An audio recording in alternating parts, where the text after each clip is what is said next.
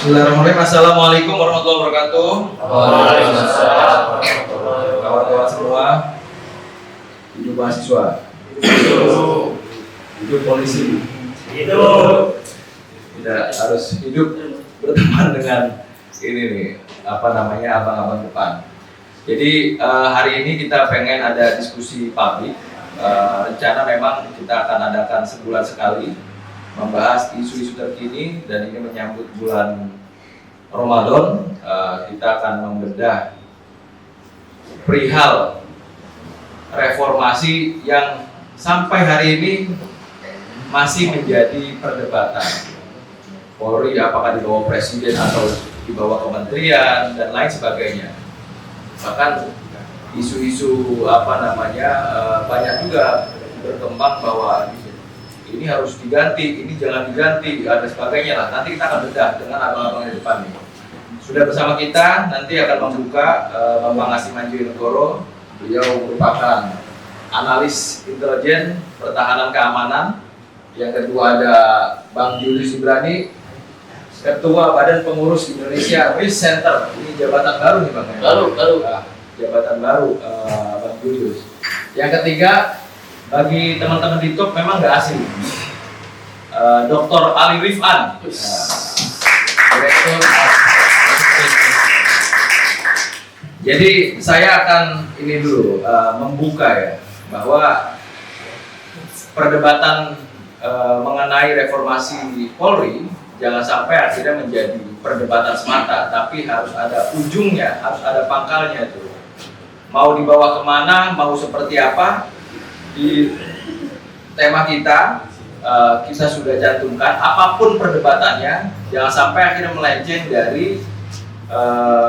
daripada apa yang menjadi gagasan Pak Presiden Prabowo tentang Astacita, tentang agenda nasional dan lain sebagainya. Untuk membersihkan waktu, saya persilakan kepada Bapak Asiman, pimpinan umum TikTok Indonesia, untuk memberikan dua patah kata sekaligus brainstorming terkait reformasi Polri. Karena beliau mungkin di antara kita yang paling dekat dengan Kapolri, Pak Sigit. Monggo, Pak Asiman Joyonegoro.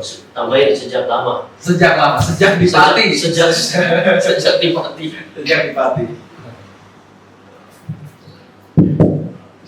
Assalamualaikum warahmatullahi wabarakatuh. Waalaikumsalam warahmatullahi wabarakatuh. Selamat siang, salam sejahtera untuk kita semua.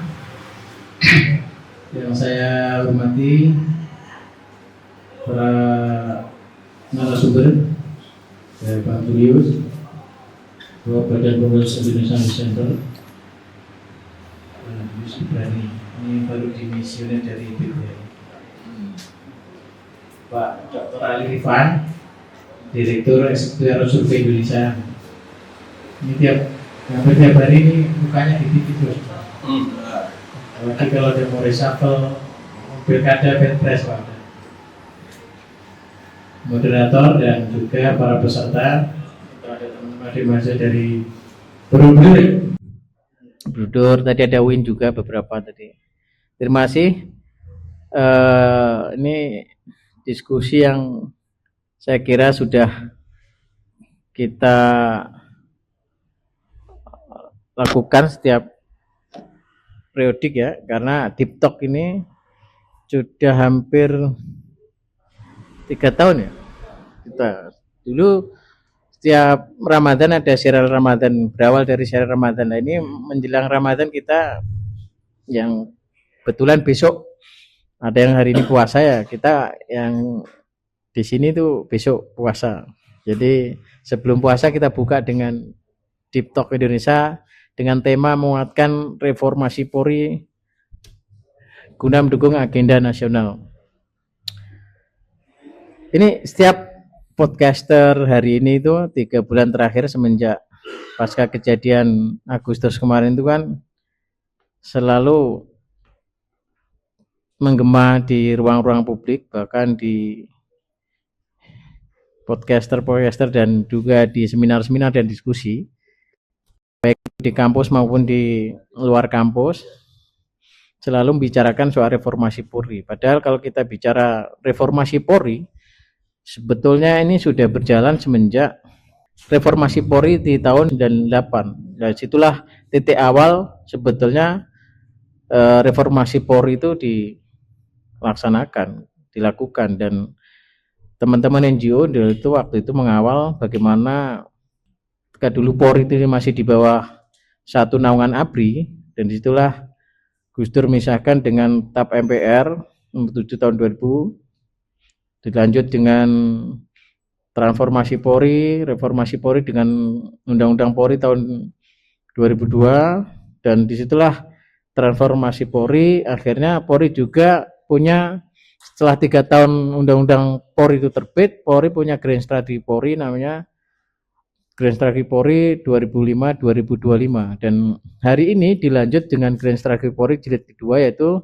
2025 sampai 2045, dan disitulah agenda-agenda transformasi Polri itu sebetulnya sudah dijalankan dan sudah berjalan gitulah. Ketika ada tuntutan reformasi Polri, memang ketika dipisahkan itu ada watak kultur inilah yang saya kira memang perlu direformasi, dan juga perlu peningkatan penguatan terhadap apa yang seharusnya dirasakan oleh masyarakat, peran-peran itu.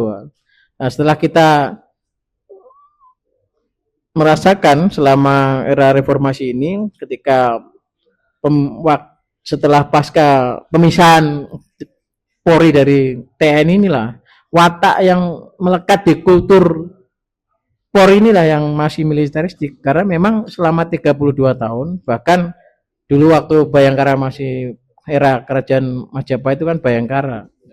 Nah, itu memang watak-watak yang masih melekat itu, kultur militeristiknya itulah yang memang harus kita dudukkan bersama, kita kuatkan bersama ketika tuntutan reformasi Polri terhadap dalam hal dalam mengawal transisi demokrasi menuju demokrasi yang kita inginkan. Saya kira sahabat-sahabat, teman-teman, kawan-kawan di NGO seperti Bang Julius inilah, dan juga para periset termasuk Pak Direktur Arus Survei Indonesia ini selalu memberikan analisa-analisa bagaimana kita mengawal demokrasi ini supaya benar-benar bisa dirasakan. Begitu juga tuntutan terhadap reformasi Polri. Transformasi Polri itu yang diinginkan adalah bagaimana reformasi Polri itu baik itu perilaku, tindakan, dan juga kultur budaya, itulah yang bagaimana tindakan dan pelayanan-pelayanan itu bisa dirasakan oleh masyarakat, dan itulah yang harus kita tingkatkan, baik itu dalam penegakan hukum. Kenapa? Untuk mendukung agenda nasional, tentu ketika rasa aman dan juga ketertiban dan juga stabilitas keamanan yang berjalan, maka agenda-agenda pembangunan nasional itulah insya Allah bisa kita wujudkan, termasuk kalau kita melihat bagaimana visi Asta Cita itu bisa berjalan, agenda-agenda pembangunan nasional berjalan ketika ketertiban dan rasa aman dan juga stabilitas keamanan itu bisa terjaga. Saya kira penguatan terhadap tuntutan reformasi Polri di bidang kultur inilah yang saya kira perlu kita perlu effort yang luar biasa, karena memang selama ini keluhan terhadap perilaku, kultur, dan beberapa oknum ini yang masih menjadi tuntutan terhadap masyarakat. Dan saya kira reformasi dan transformasi Polri yang kita dengungkan adalah bagaimana kehadiran Polri ini benar-benar bisa dirasakan kemanfaatannya, bisa benar-benar dimanfaatkan, dirasakan oleh kehadirannya oleh masyarakat dengan fungsi-fungsi pengabdiannya dan menjaga ketertiban keamanan itu. Saya kira pengantar dari saya itu nanti bisa dilanjut mendalam oleh Pak Bang Julius dan Pak Dir Arus Survei Indonesia. Dari saya, selamat mengikuti diskusi, dan apabila ada kesalahan dan kurangannya dari pengantar saya mohon dimaafkan. Selamat mengikuti diskusi dari saya. Wallahul muwaffiq ila aqwamit thoriq. Wassalamualaikum warahmatullahi wabarakatuh. Waalaikumsalam warahmatullahi wabarakatuh. Makasih Mas Ngasiman Joyonegoro atas waktu dan kesempatannya. Kita akan diskusi lebih dalam.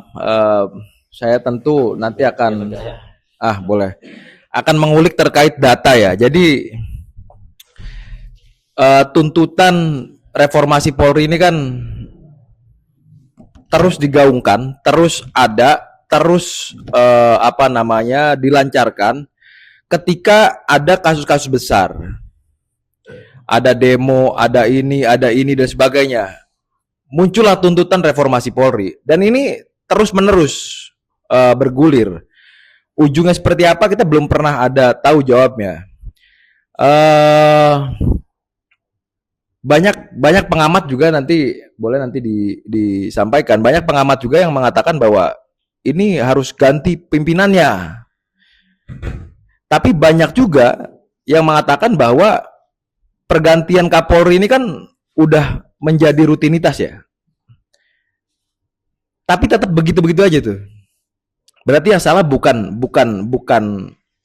hanya pimpinannya, tapi ada something wrong gitu. Tadi misalkan ada budaya dan lain sebagainya. Nah, saya akan mendalami itu tuh terkait budaya di kepolisian atau apa sih sebenarnya yang menjadi borok, apa yang sebenarnya menjadi penyakit, apa yang sebenarnya yang harus kita benahi lebih awal terhadap Polri hari ini. Sekarang saya pengen ngajak ngobrol dulu dengan Mas Ali Rifan. Monggo Mas Ali Rifan dulu. Nanti kita ngomongin data dulu nih Mas, ya kan? Oh, baik. Ngomongin reformasi Polri Mas. Kira-kira gimana Mas? Monggo Mas. Ya, reformasi Polri ini bagus ya. Tetapi yang saya perhatikan di media kan perbincangan itu kan yang lebih mengemuka itu kan dititik beratkan pada apakah Polri itu di bawah presiden atau di bawah kementerian, kan itu. Padahal kalau kita bicara substansi reformasi itu bukan di sana menurut saya. Karena alternatif apakah Polri di bawah kementerian itu juga debatable. Kan ada satu ini ya, ide atau usulan dari elit, sebagian elit dan masyarakat bahwa Polri bisa di bawah Kementerian Dalam Negeri. Atau misalnya membuat kementerian sendiri, Kementerian Keamanan Nasional, nanti Polri di bawah itu. Nah, dua alternatif ini menurut saya juga debatable. Satu misalnya ya, kita coba buat ilustrasi. Kalau menteri itu di bawah Kementerian Dalam Negeri, itu menurut saya problematik karena posisi Polri itu jadi sektoral. Jadi kalau tema kita adalah reformasi Polri guna mewujudkan agenda nasional, maka kalau Polri justru di bawah kementerian itu mereduksi atau mengecilkan fungsi Polri begitu. Karena apa? Kalau di bawah kementerian, apalagi Kementerian Dalam Negeri, ya kan, yang kementerian ini membawai daerah-daerah, nanti ada agenda pilkada, ya, kemudian ada pengawasan soal pemilu kada, begitu. Jadi nanti posisi Polri justru kontraproduktif, karena fungsi-fungsi penegakan hukum ketika Polri nanti include di dalam di bawah Kementerian Dalam Negeri itu pasti akan bias, karena seorang Polri nanti juga mandatnya adalah dari Menteri Dalam Negeri gitu kan. Nah, oke, kalau Menteri Dalam Negeri itu posisinya dipegang oleh kalangan profesional. Kalau dari kalangan partai, justru nanti kerja-kerja seorang Polri atau kepolisian itu di bawah satu sektor, satu sempit ya kan, kemudian nanti bisa mengarah ke agenda-agenda elektoral gitu. Itu satu. Yang kedua, ada juga misalkan usulan Polri sebaiknya dibuatkan kementerian baru. Kementerian Keamanan Nasional. Ini juga problematis menurut saya. Kenapa? Dalam negara demokrasi, istilah keamanan itu justru asosiasinya adalah tugas ya dari keamanan itu. Kalau negara demokrasi itu nanti ya soal kedaulatan, soal menjaga wilayah. Ini sudah tugas dari TNI. Include di tugas pertahanan, sehingga ketika misalnya polisi di sana dibuat kementerian baru, ini juga debatable menurut saya, kontraproduktif. Sehingga yang paling tepat sekarang ini menurut saya ya, subjektivitas saya, yang paling tepat adalah sekarang polisi tetap di bawah presiden, dan ini membuat peran dan fungsi Kapolri, fungsi Polri itu menjadi luas itu. Kan fungsi utama kan Kamtibmas ya, keamanan dan ketertiban masyarakat. Nah, fungsi-fungsi ini hanya bisa dilaksanakan dengan maksimal ketika Polri itu langsung di bawah komando presiden. Jadi kalau di bawah komando presiden itu mata rantai keputusannya lebih singkat gitu. Kalau di bawah kementerian kan terlalu birokratis. Nah, ini sebenarnya poin yang kemudian menurut saya nggak terlalu ini ya substantif kalau kita bicara reformasi itu soal positioning. Makanya kalau soal itu reposisi namanya, bukan reformasi. Kalau reformasi itu menyangkut 3 hal. Kalau misalkan kita bicara buku biru reformasi Polri pasca 98 gitu. Buku biru ini diluncurkan, dirilis oleh Polri itu di tahun 99. Itu menyangkut 3 agenda utama reformasi. Satu adalah reformasi struktural. Jelas posisi Polri setelah reformasi beda dengan TNI, sudah tidak di bawah ABRI. Jadi paradigma yang muncul adalah polisi itu berwatak sipil. Meskipun polisi pegang senjata, tapi karakternya karakter sipil. Paradigmanya paradigma sipil. Ya kan, bukan paradigma militeristik. Tadi sudah sampaikan oleh Pak Simon sebagai pengantar. Nah, itu satu, struktural. Nah, struktural itu juga menyangkut misalnya posisi Polri jelas adalah urusan keamanan dalam negeri, bukan keamanan kedaulatan, tapi keamanan dalam negeri, ketertiban masyarakat. Dan kemudian strukturnya seperti TNI juga strukturnya ya, dari atas sampai ke bawah. Nah, itu reformasi pertama. Yang kedua adalah reformasi selain struktural tadi adalah reformasi kultural gitu. Nah, reformasi kultural ini ya sebenarnya yang paling penting, karena reformasi kultural itu kan menyangkut bagaimana perilaku Polri. Nah, nanti kan juga ada misalkan karakter-karakter yang masih militeristik harus benar-benar dibersihkan. Polri karena domainnya adalah dalam negeri, mengurusi ketertiban masyarakat, maka pendekatan harus humanis. Tidak lagi menggunakan pendekatan militeristik ya, represif. Jadi pendekatan juga preventif, baru ketika tidak bisa preventif baru represif. Nah, kemudian dalam konteks kultural ini juga Polri menurut saya perlu juga membangun satu ekosistem yang istilahnya meritokratik ya kan. Jadi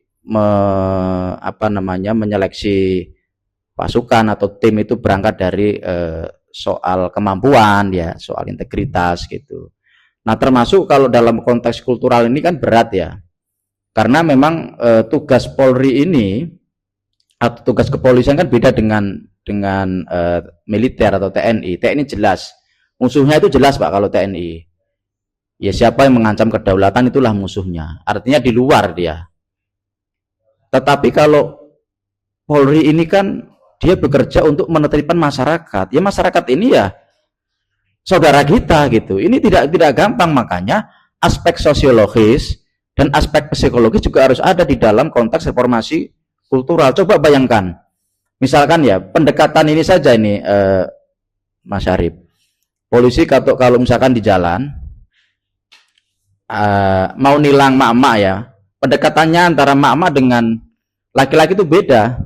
Yang saya temukan video-video viral itu polisi dilawan mak-mak gitu. Karena kan karakter mak-mak dengan karakter laki-laki itu beda ketika di lapangan gitu. Ini juga problem kultural yang harus didalami oleh seorang polisi. Nah, ada lagi misalnya dalam konteks sosiologis ya, bagaimana cara menerbitkan masyarakat di Jawa, Pulau Jawa, di luar Pulau Jawa itu juga berbeda karakteristiknya. Misalnya karakter masyarakat Jawa dan Sumatera berbeda, sehingga pendekatan polisi dalam konteks menertibkan, dalam konteks menegakkan hukum itu juga berbeda. Antara Sumatera dan masyarakat Indonesia Timur juga berbeda. Nah, ini butuh strategi yang kemudian berbasis apa yang disebut dengan sosiologis dan psikologis gitu. Sama juga menertibkan anak di bawah usia 17 tahun ketika berkendara tidak pakai SIM. Ini juga nggak gampang. Ini kan ada strategi khusus ya. Sehingga memang tugas Polri ini sangat kompleks. Makanya kalau bicara reformasi, menurut saya titik tekannya adalah reformasi kultural. Saya seperti disinggung oleh Pak Simon tadi gitu. Kalau reformasi struktural saya pikir sudah oke ya. Apalagi begini, yang paling penting kan sebenarnya bagaimana sih sekarang kepercayaan publik terhadap Polri kan gitu, sebagai lembaga yang didesain bergerak secara sipil tetapi mereka dipersenjatai kan gitu kan. Nah, saya perlu juga meng-highlight posisi persepsi publik terhadap Polri saat ini karena ini penting. Apakah sebenarnya publik itu tidak percaya sama Polri atau tidak gitu? Itu kita butuh juga sampaikan data-data. Nah, saya tadi merangkum hasil 3 survei terbaru. 1 survei Litbang Kompas, 2 survei indikator politik, 3 survei LSI, tambah 1 lagi sebenarnya survei dari lembaga saya, Arus Survei Indonesia. Tapi sudah agak lama, nanti saya juga sampaikan. Nah, yang pertama adalah survei dari Litbang Kompas. Dalam survei Litbang Kompas disebutkan bahwa tingkat kepercayaan publik terhadap Polri itu di angka 76,2%. Bahkan posisi Polri itu urutannya di antara lembaga-lembaga negara itu nomor 3 setelah lembaga presiden dan TNI. Menurut saya ini tren yang positif karena menurut saya ya, bukan menurut saya, menurut data-data yang saya kumpulkan 5 tahun 10 tahun yang lalu Polri itu dalam konteks kepercayaan publik itu selalu di posisi middle, Mas Julius, di tengah posisinya. Bahkan Polri selalu di bawah KPK, di bawah MK gitu. Tetapi hari ini saya juga agak kaget dengan data Litbang Kompas. Tetapi saya karena rasa penasaran saya sangat tinggi, saya cek data lain selain Litbang Kompas. Data LSI misalkan menyebutkan bahwa tingkat kepercayaan publik terhadap Polri itu di angka 71, sekian persen. Data indikator politik Indonesia itu tingkat kepercayaannya 76,4%. Rata-rata di angka 70% ke atas. Ini membuktikan bahwa secara persepsi publik bahwa kinerja Polri diakui, kepercayaan masyarakat terhadap Polri ya positif gitu.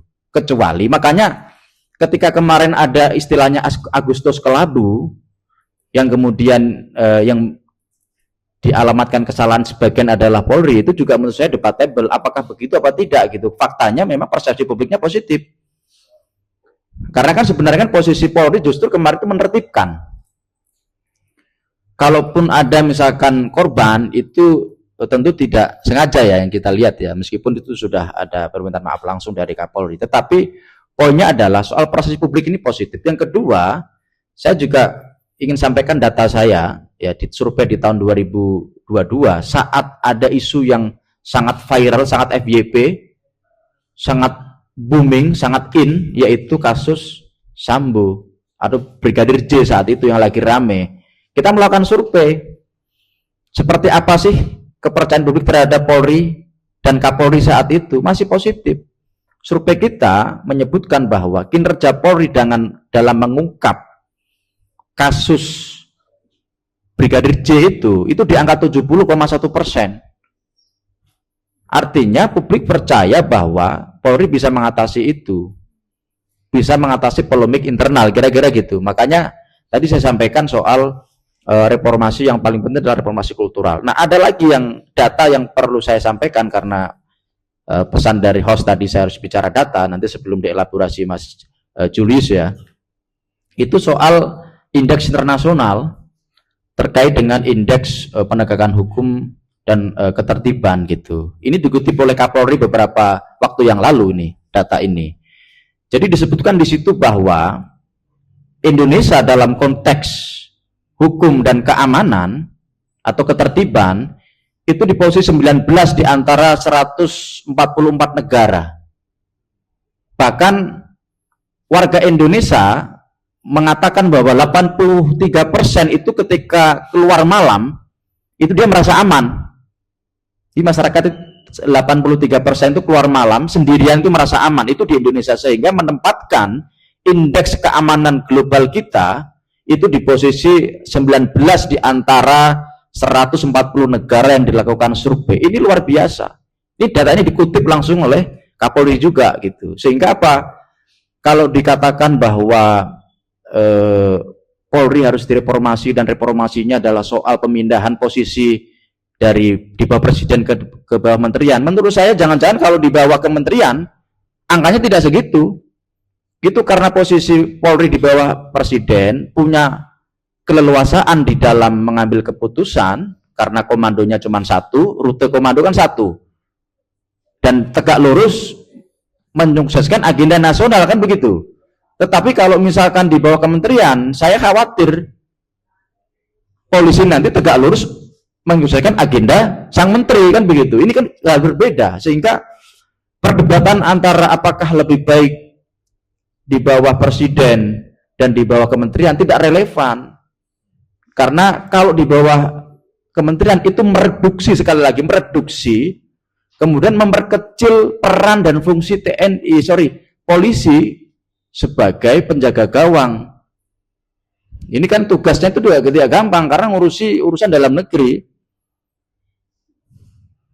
Kan kalau ngurusi dalam negeri ini kan karena jelang puasa ya. Jadi kita ini kan sesama bangsa itu kan kalau misalkan dalam terminologi agamanya kan disebut ukhuwah watoniyah kan begitu.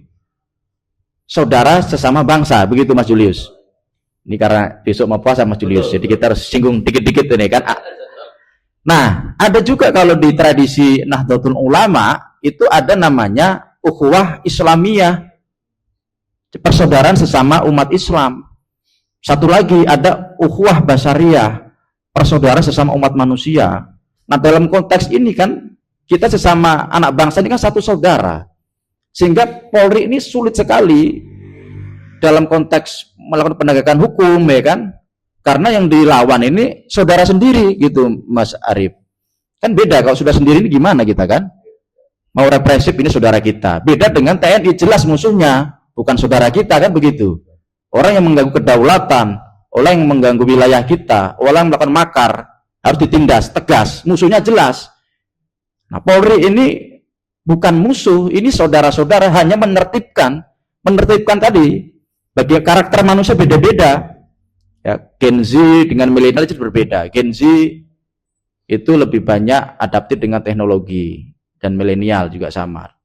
Bagaimana menertibkan Gen Z dan Gen milenial sama baby boomers itu berbeda pendekatannya, sehingga strategi-strategi dari Polri itu harus juga dibungkus dengan pendekatan-pendekatan sosiologis dan psikologis gitu. Nah, itu mungkin Gus Arief sebagai pengantar ya. Terima kasih. Oke. Makasih Mas Ali Rifan atas waktu dan kesempatannya. Ini nanti bakal ada pertanyaan-pertanyaan selanjutnya nih Mas Ali Rifan ya kan. Selanjutnya nanti Bang Julius. Jadi Bang, kita mungkin agak bosen Bang kita ngomongin tentang Polri di bawah presiden dan tidak di bawah presiden. Atau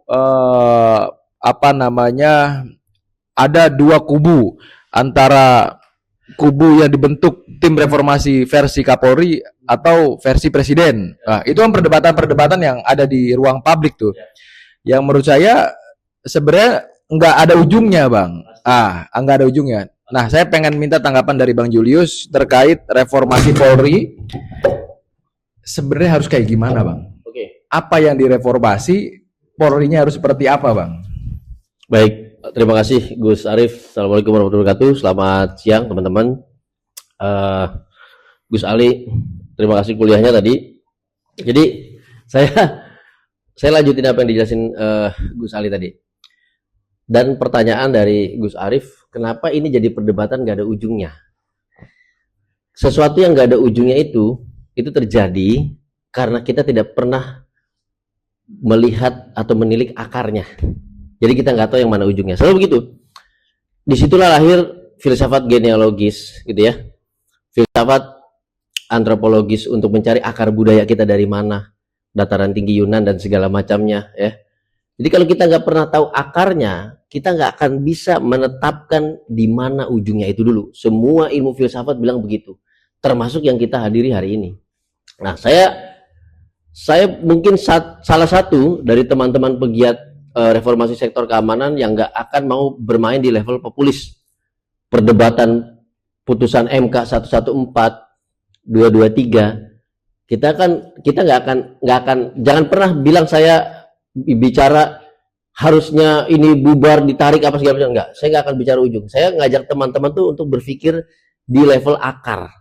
Karena dengan mengetahui akarnya di mana, kita akan tahu dan bisa menetapkan, mengukur ujungnya di mana. Saya mau cerita gini dulu deh, ya. Tadi Bang Simon udah jelasin soal TAP MPR nomor 7 tahun 2000. Intinya dia adalah pemisahan ABRI menjadi dua, TNI dan Polri. Sebetulnya bukan cuma pemisahan aja, kita elaborasi lebih lanjut. Waktu itu perdebatan di ruang MPR, bukan di DPR, adalah ABRI yang kita sebut multifungsi, dulu bilangnya duifungsi. Dui itu maksudnya adalah dia punya kewenangan dan peran di ranah militer dan juga sipil, gitu ya. Militernya berarti dia perang, ya, operasi militer perang, dan selain perang, gitu, untuk sektor pertahanannya, pertahanan. Tadi kalau Gus Ali singkat, itu keamanan tapi eksternal dalam kondisi dia menjaga kedaulatan, keutuhan wilayah NKRI dan segala macamnya. Itu namanya national security kalau di US, di Amerika. Tapi itu masuk dalam konteks pertahanan juga, itulah kenapa tentara yang turun. Yang kedua, peran Polri itu bicara tentang keamanan, yang kemudian di pasal 30 Undang-Undang Dasar Negara Republik Indonesia tahun 45, di amandemen ketiga dan keempat, di ayat 4-nya, dia bilang bahwa keamanan yang dimaksud adalah keamanan dalam negeri atau internal security, which are internal security, keamanan dalam negeri itu dibagi menjadi beberapa klaster utama, ada 3. Yang pertama adalah tentu soal ketertiban masyarakat, Kamtipmas, atau dalam bahasa baratnya dia itu public order atau ketertiban umum, gitu ya. Yang kedua adalah soal pelayanan masyarakat, gitu ya, yang bicara tentang perilaku, kemudian administrasi masyarakat dan segala macamnya. Yang ketiga adalah soal penegakan hukum terpadu, Gakumdu. Nah, sebetulnya yang dimaksud keamanan dalam negeri ini fungsi sipilnya yang diemban kepada TNI dan Polri. TNI di bidang pertahanannya, Polri di bidang keamanan dalam negeri, fungsi sipilnya. Jadi kenapa dia dipecah? Karena untuk memisahkan. Dulu ABRI itu kan kita tahu dulu apa bercandanya, naik Kopaja nggak bayar, ke warteg nggak bayar, di mana-mana naik ojek nggak bayar, semuanya dia ada di mana, everywhere. Kenapa? Karena dia duifungsi. Ketika dia pecah, dipertegas, nanti jawaban juga dari yang dijelaskan oleh Bung Ali tadi. Kenapa yang satu di bawah kementerian, yang satu enggak? Mari kita bahas dulu. Tentara, ya, TNI, ini alat pertahanan yang bergeraknya membutuhkan keputusan politik tertinggi. Oleh karena itu, ya, dia ada di bawah kewenangan Panglima bersama Menteri Pertahanan, triumvirat, ya, asalnya di sini nih, teori politiknya Prancis, dan Presiden. Jadi yang menentukan perang dan damai di Indonesia siapa berdasarkan konstitusi, gitu. Nah, alat ini dia bukan sesuatu yang rutinitas. Emang perang rutin? Ya, emang kita di Israel perang dijadiin anggaran rutin, ya kan? Merangin Gaza mulu kan gitu. Dia bukan kegiatan rutin. Yang rutin itu latihannya. Tiap hari bangun pagi latihan, jaga, latihan, jaga, latihan, jaga, latihan, jaga. Kalau ada pengiriman tentara perdamaian, kita ikut segala macam. Dia bukan rutin perangnya. Operasi militer perangnya juga bukan rutin, gitu. Sehingga dia harus ada screening untuk yang rutin dan yang non rutin, gitu ya. Yang rutin latihannya tadi, itulah screeningnya Kementerian Pertahanan. Supaya apa? Orang mau perang, mau nembak, bentar, lu jangan nembak dulu. Tapi itu Belanda udah datang tuh. Bentar dulu, ada nggak ongkosnya? Absensinya lengkap apa enggak? Tunggu pengajuan anggarannya dulu. Itu mekanisme administrasi yang dikerjakan Kementerian Pertahanan. Jadi si manusia tentaranya ini kalau mau perang udah nembak-nembak sesuai dengan komando presiden. Ngerti nggak? Karena itu fungsi pertahanan once and for all, bukan sipil. Oleh karena itu, tentara itu fungsinya cuma satu, to kill or to be killed. Itu doktrinnya. Bukan to negotiate, to menanam jagung, to menggali sumur air, bukan. Bukan, to kill or to be killed, titik. Jadi dia nggak boleh dipusingkan dengan hal-hal administratif. Pengajuan dulu deh, gaji pegawai berapa per bulan nih. Itu remunerasi kemarin, absensi berapa. Itu ditackle sama Kementerian Pertahanan. Yang rutinnya di situ. Oleh karena itu dia isinya apa sih? Latihan tempur alutsista, amunisi, dan segala macamnya. Sedangkan yang satu fungsi sipil, ini fungsi yang ada di tengah-tengah masyarakat. Yang kalau masyarakatnya melakukan pelanggaran atau melakukan kejahatan, itu dua hal yang berbeda, dia diproses melalui sipil. Kalau dulu kagak. Karena dia dilatih kill or to be killed, begitu nangkep preman, tangkap, tembak di tempat, buang ke Danau Sunter. Petrus, penembakan misterius. Karena dia dilatih untuk kill or to be killed. Sejak kita reformasi, kagak boleh kalau ada penjahat preman di jalan melakukan pelanggaran hukum, bukan diculik tentara, dipecahin kepalanya, dibuang ke Sunter, bukan. Diproses secara hukum. Nggak bisa tentara memproses secara hukum. Itulah tugasnya polisi. Dulu ada tawuran apa segala macam, boro-boro dipisahin, Gus Arif. Saya tinggal di Jakarta dari tahun 80-an. Saya keliling dari tahun 96 kerusuhan. Saya jemput kakak saya dari tahun 98 ketika itu jemput dia kerja di Kebon Sirih. Karena nggak bisa pulang. Gitu loh. Dan kita lihat di situ mana ada nego, dek, tolong jangan ribut-ribut, jangan demo. Enggak, bles, tabrak semua. Pam, lindes. Berserakan mayat. Komnas HAM mencatat paling tidak 1.251 yang punya identitas. LBH ketika itu mencatat lebih dari 10.000. Karena banyak yang tidak memiliki identitas. Itu emang tugasnya kill or to be killed. Sekarang udah nggak boleh. Jadi kalau ada pertanyaan, kenapa yang ini tugasnya dikembalikan ke barak, emang dia tugasnya nembak, kill or to be killed. Keluar dari barak, berarti dia kill or to be killed. Makan di warteg, jaga di parkiran, jaga di stasiun, kill or to be killed. Ya kali orang masuk ke peron stasiun gara-gara kagak beli tiket langsung ditembak. Kan nggak mungkin, itu udah nggak bisa. Itu tugasnya kemudian tugasnya sipilnya. Ada pertanyaan, nih biar saya belajarin satu-satu. Saya nggak akan meleset dari perintah undang-undang dasar. Kalau undang-undang dasar kita salah, kita revisi, kita minta MPR untuk amandemen. Pertanyaan pertama, banyak banget fungsi polisi, banyak, makanya jadi banyak yang ngawur, banyak yang stres. Banyak yang gila, akhirnya banyak dagang narkoba, dagang pistol, segala macam banyak. Kenapa? Ketika Anda masuk CPNS Polri, tahu nggak ada berapa fungsi yang harus Anda jalankan? Di dalam undang-undang dasar saja udah 3 tadi, ketertiban, ya, pelayanan masyarakat, dan penegakan hukum. Bayangin nggak kalau yang lulusan SMA terus ke secaba, Bintara, bukan secapa perwira. Bayangin nggak? Apa sih fungsinya? 11 fungsi yang ada di Undang-Undang Polri nomor 2 tahun 2002 pasal 14. Dan satu kata kunci di bagian terakhir, fungsinya dan lainnya. Nambah Undang-Undang Omnibus Law Cipta Kerja, nambah 2. Bidang perpajakan dan administrasi usaha perizinan. Nambah lagi 2 lagi di Undang-Undang P2SK tentang sistem keuangan dan segala macam. Makanya penyidik OJK dari kepolisian. Nah sekarang saya tanya, teman-teman skripsi S1 itu 16 mata kuliah atau cuma 1 doang milih? Skripsinya tentang hukum ini, tentang hukum ini, atau seluruh 16-nya dijadikan skripsi? Stres bos. Tetapi fungsi kesipilan dia, kemudian dia mendefinisikan soal 1. Nah sekarang saya balik tanya ke teman-teman nih. Kalau udah fungsinya pelayanan masyarakat, artinya dia ada di masyarakat, apa ada di kementerian? Ada teman-teman ngurus KTP ke kementerian, ada nggak? Wah saya mau ngurus KTP nih, saya datang ke Kementerian Dalam Negeri. Ada nggak? Nggak ada. Saya mau kawin saya mau datang ke Kementerian Agama. Ada nggak? Nggak ada. Nggak akan ada. Ketika dia menjalankan fungsi pelayanan masyarakat, SKCK, domisili, dan segala macamnya, dia datang ke ujung pemerintahan daerah yang terendah.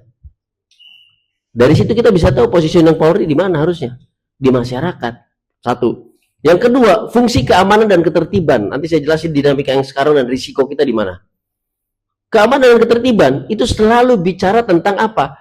Tentang situasi masyarakat yang dengan latar belakang sosial, ekonomi, budaya, dan pendidikannya. Lalu situasi apa? Situasi karakter dari masyarakatnya. Kalau udah posisinya begitu dan fungsi itu dibebankan kepada Polri, menurut teman-teman Polri harus menjauh dari masyarakat apa justru mendekat dengan masyarakat? Udah pasti mendekat dengan masyarakat untuk mengetahui karakter masyarakat, supaya tertib caranya gimana, supaya aman caranya gimana. Saya kasih tau, dikit-dikit deh kita ke wilayah daerah utara deh, ya. Pernah dengar nggak? Zaman saya dulu nih, Jakarta Pusat dekat pasar gitu ya, Tanah Abang segala macam. Itu terkenal nonton dangdut aja senggol bacok, bos. Itu karakter. Daerah Jakarta Utara, pelabuhan segala macam, senggol dikit pecah kepala. Itu karakter masyarakat yang keras. Akibat apa? Sosial ekonomi di sana membentuk satu kultur budaya. Itulah kenapa pendekatan Polri itu pendekatan kultural. Fungsi dia di bawah, fungsi dia di masyarakat, fungsi dia di tengah-tengah kita semua. Semakin jauh dia akan menjadi semakin musuh.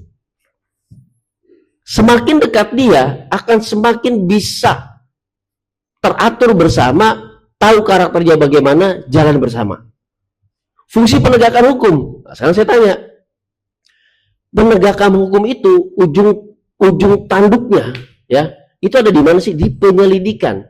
Lidik itu artinya untuk mengetahui apakah sebuah peristiwa itu peristiwa hukum pidana atau bukan. Sekarang saya tanya, Carok di Madura itu sudah jadi budaya, dan di masyarakat lainnya, Kalimantan dan segala macamnya, ketika seseorang menantang orang lain yang dianggap menghina harga dirinya dan dia ingin mempertahankan harga dirinya, dipanggil ketua adat, saya tantang dia, saya ingin menjaga harga diri saya dalam duel Carok. Boleh nggak? Jangan bilang nggak boleh, boleh. Kalau nggak mau, merdekain Madura. Karena sebelum ada Indonesia, ada Madura duluan. Sebelum ada Indonesia, Kalimantan duluan. Dan wilayah lainnya, termasuk di Papua dengan perang panah beracunnya, pakai racun kodok segala macam.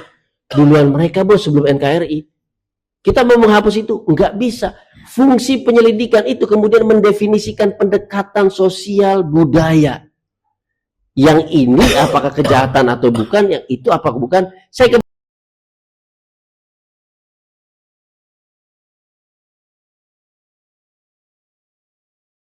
air mencuri karena dia tidak mampu membayar kosan dan beli makanan sehari-hari. Orang tuanya nggak bisa ngirim duit. Wah, sedih, ya kan?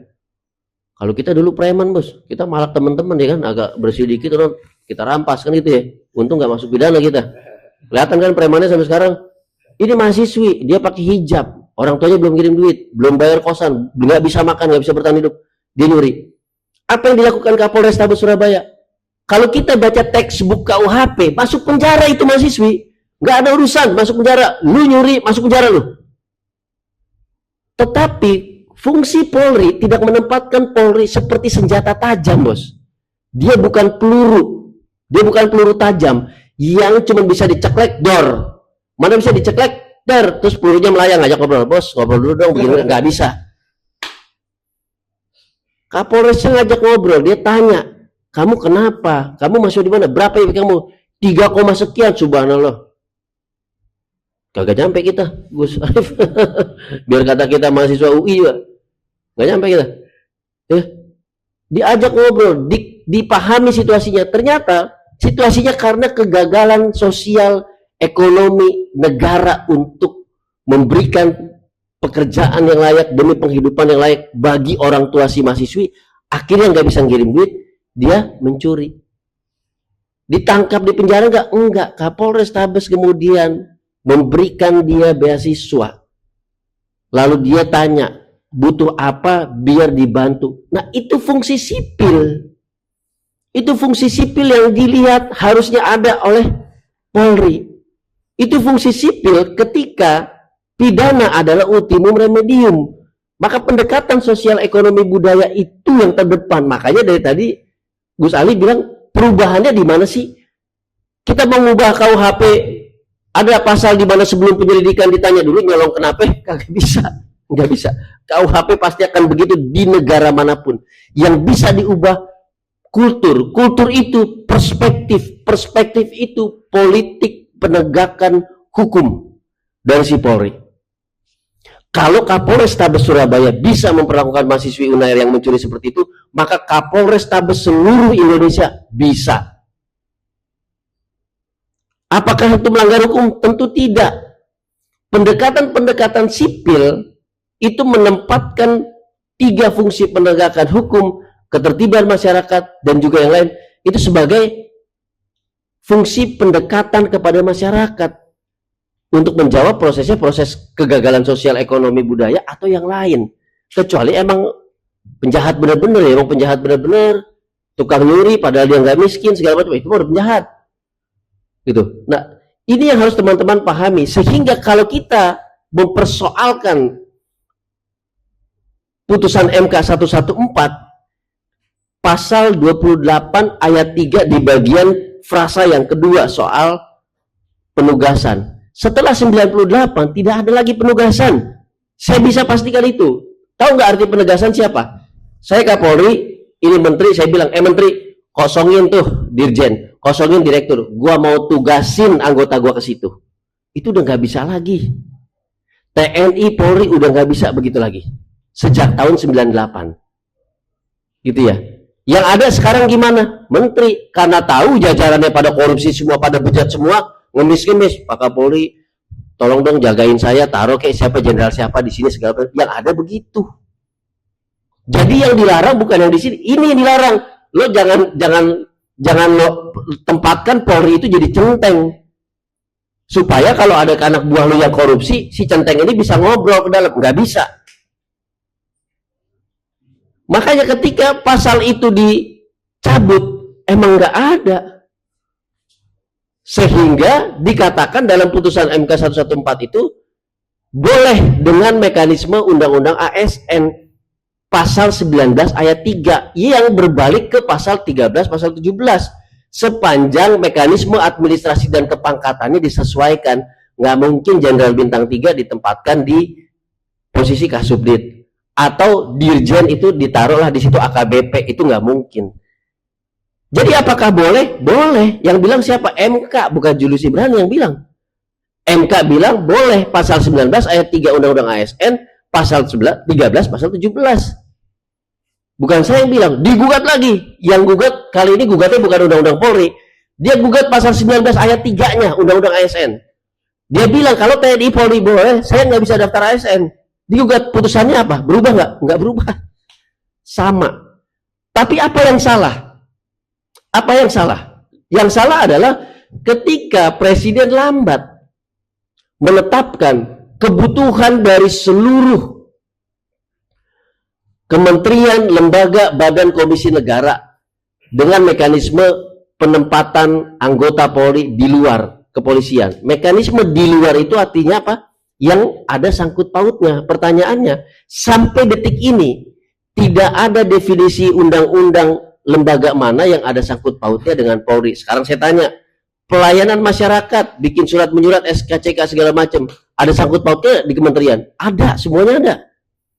Kamtipmas namanya, ada nggak sangkut pautnya? Ada. Tamu aja 1 kali 24 jam lapor RT, sama, polisi juga fungsinya begitu. Penegakan hukum terpadu, ada nggak? Di seluruh kementerian, badan segala macam ada Direktorat Gakum.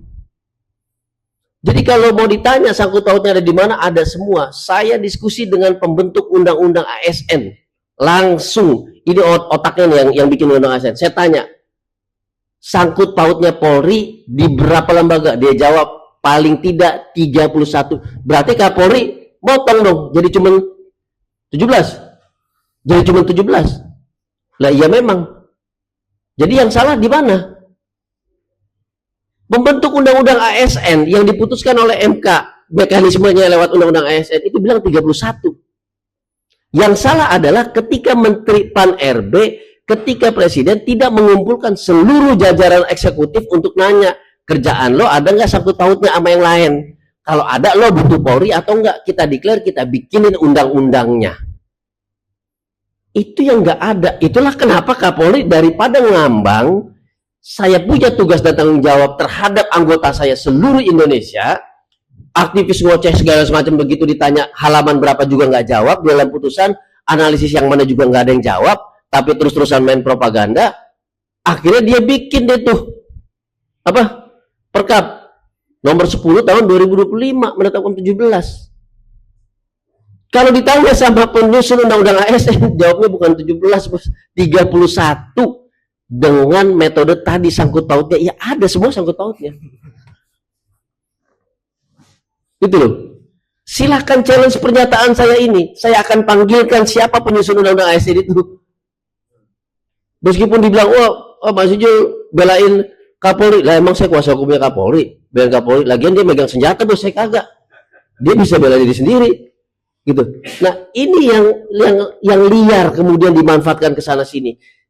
Ada yang bilang fungsinya kebanyakan. Itu bisa dong dia multifungsi segala macam. Mana bisa multifungsi? Sekarang saya tanya, emang kalau ada anggota Polri ditempatkan di Direktorat Gakum, emang dia bisa ngurus lalu lintas, ngurus SIM SKCK? Kagak bisa. Dia ngurus penegakan hukum tetap. Itulah kenapa usulan saya ketika dipanggil Komisi Reformasi Polri, di Presiden saya bilang kompartemen. Saya ke Hong Kong, saya ke Taiwan, saya ke Skandinavia, semua pakai kompartemen. Imigrasi bilang, saya butuh polisi dong. Jadilah polisi imigrasi di bawah Kepolisian Nasional. Kelautan bilang, saya butuh polisi dong penegakan hukum di kementerian saya. Jadilah polisi kelautan. Di bawah siapa? Di bawah Kapolri ya dia. Mekanismenya semuanya begitu. Bukan kemudian setiap kementerian punya Gakum sendiri dengan fungsi polisinya sendiri-sendiri. Pertanyaan saya, kalau kementerian sebelah ribut sama kementerian yang lainnya, tembak-tembakan nggak dia? Karena kan polisi punya senjata. Komandonya komando siapa saya tanya? Komando presiden. Gitu. Ada polisinya Kementerian Kelautan, tembak-tembakan sama Kementerian Kehutanan. Presiden, jangan tembak-tembakan, dia tinggi amat, sekalian aja ngadep ke Nabi. Logika itu meleset dari ketatanegaraan kita. Kenapa? Ini zamannya propaganda. Aktivis pun harus propaganda. Saya diajarin Bang Munir juga dulu propaganda. Tapi saat ini kita nggak boleh propaganda di tengah populisme yang fiktif, di tengah firehouse of the falsehood, ya. Di tengah hoax dan segala macamnya muncul orang-orang yang udah kayak orang bener ngomong itu berbahaya sekali. Berbahaya sekali. Kita harus berpikir di akar. Jadi itulah akar pemikirannya teman-teman. Jadi kalau kita mau menguatkan reformasi Polri, kita balik kepada mandat konstitusi. Perdebatan Polri di bawah kementerian atau di bawah presiden itu perdebatan ruang politik ketatanegaraan. Makanya didebatinya di mana? Di DPR. Kekuasaan politik legislatif. Kalau kita baca Undang-Undang Dasar, kita baca pasal 30 ayat 4, 3 fungsi tadi itu menempatkan polisi sebagai makhluk sipil, ada di tengah-tengah kita. Jadi jangan jauhkan dia dari kita, kemudian berdebat dia di level presiden atau di level kementerian. Sekarang gue tanya, yang ributin di hadap apa? Ditempatkan depan polisi, di depan kementerian atau presiden, emang lu pasti bisa ketemu menteri? Gue tanya, hah? Menteri itu naik kereta naik segala macam konten doang, bos, manggul beras konten doang, habis itu dilepehin lo ditinggal. Percaya sama gue udah ketemu berbagai macam menteri yang dari kantornya di Matraman situ sebelum jadi menteri, begitu jadi Menko segala macam lupa. Gue pastiin itu. Makanya saya selalu bilang tidak boleh ada perdebatan polisi Kapolri itu di bawah kementerian atau di bawah presiden. Dia mutlak di tengah-tengah masyarakat, titik. Semakin jauh dia dari masyarakat, maka semakin dekat dengan mekanisme politisasi negara. Saya nggak yakin teman-teman, saya taruhan deh, handphone saya bawa pulang nih, bawa pulang handphone saya. Siapa di antara kalian di sini yang pernah ketemu menteri ngobrol? Nggak ada kan? Lu malain sendiri lu. Lu jurnalis, wawancara. Ketemu seharian, ketemu sehari-hari, ketemu. Iya, nggak pasti sehari-hari, pasti momen atau event. Iya. Sedangkan urusan kita sama Polri A sampai Z bukan momen, Bos. Emang lu lalu lintas lu berangkat tiap hari itu kerja itu momen? Kagak. Ada polisi nggak? Ada nih, lampu merah sini ada polisi.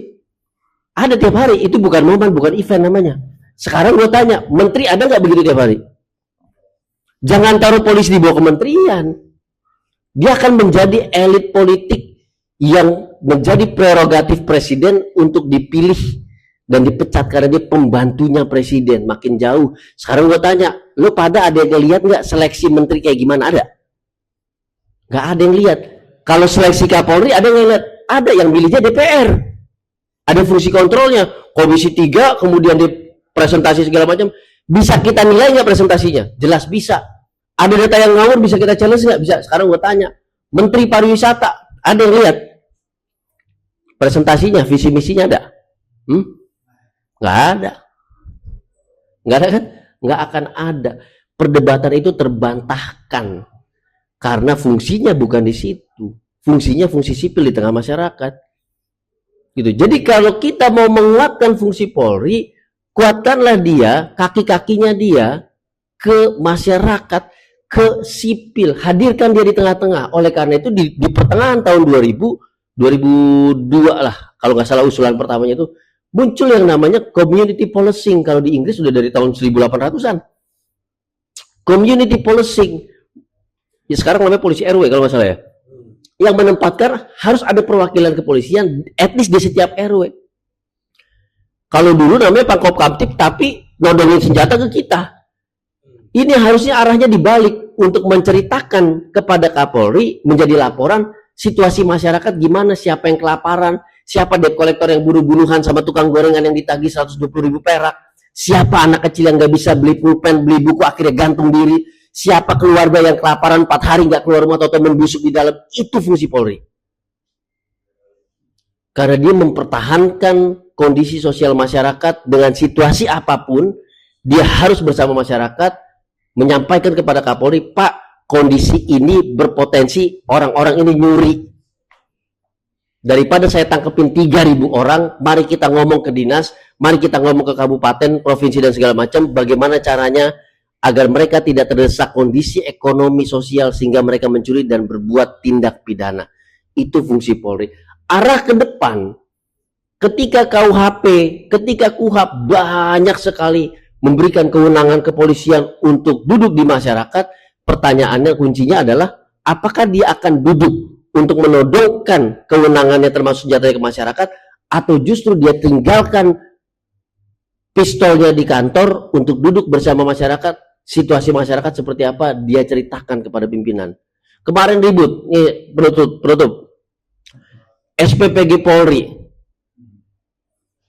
Kok Polri punya SPPG lewat dari fungsinya? Oh, jelas lewat dari fungsinya.